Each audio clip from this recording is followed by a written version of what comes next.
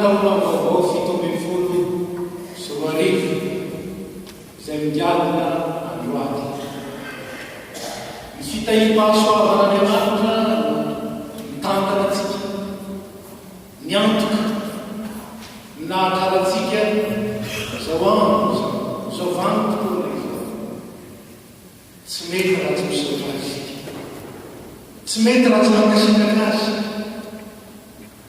Ary satria fitiavana zany dia ampitomboana ao amintsika ny fahasoavana mba hitombontsika amin'ny fitiavana n'Andriamanitra sy ny fitiavana n'olona rehetra, ka tonga ny taona 7 sy 4 ny taom-pahasoavana ho an'ny olona rehetra.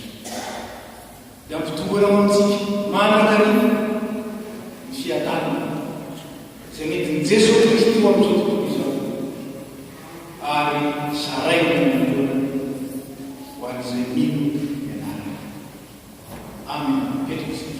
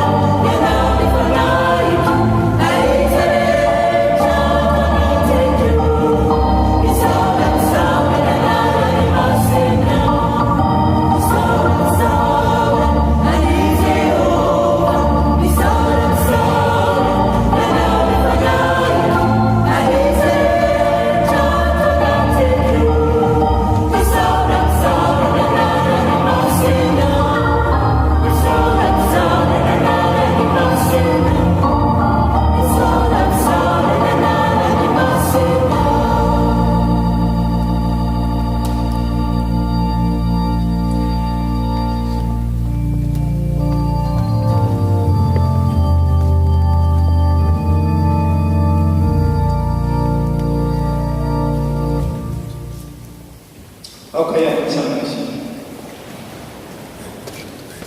Amin'ny anaran'ny Ray sy ny Zanaka ary ny Fanahy Masina. Salamo faefatra amby zato, indimy faefatra amby roapolo ka hatramin'ny faraka amin'ny telopolo, nentsika mankalaza an'Andriamanitra sy Kristy. Endreny amin'ny miasanao Jehova, fa endreny amin'ny fanaovanao azy rehetra, endrika amin'ny zavatra fataonao ny tany. Indro ny ranomasina sady lehibe ny malalaka, any misy zava-mihetsiketsiky tsy tamin'ny saina, dia zava-miaina kely be.